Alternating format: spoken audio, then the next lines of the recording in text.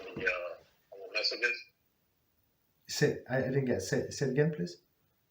There was a question on the messages. Okay, please. Yes, go ahead. Please go.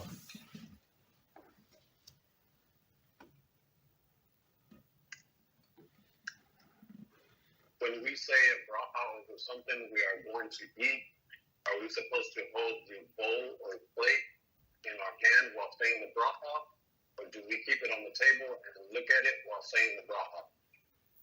Okay, it's a very good question. It depends. Let's say I want to eat salad, right? So I have salad. So of course I have to put I have to keep. Let's say I'm going to say that the blessing on a piece of tomato. So of course I have to keep this piece of tomato ready on my fork, and they say the blessing.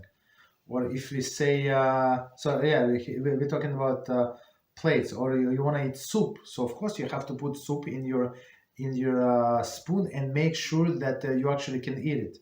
So with the hot foods, you have to make sure that it's not hot for you, not hot enough for you, so you can eat it. Not too hot for you to eat it. That would be proper to say. So it as we always say, this food must be in your right hand, right, and ready to eat. So if it's banana, you pull banana, as we said. If it's in a soup, so it should be in your spoon. Or you only eat cereal in the morning, so you have to put it in a spoon, be ready. Or you want to drink tea or coffee, so you have to keep the cup in your hand. But as we said, make sure that it's not too hot. Otherwise, it's a waste of blessing. So you can say you said the blessing, but you cannot eat. So it's waste of blessing.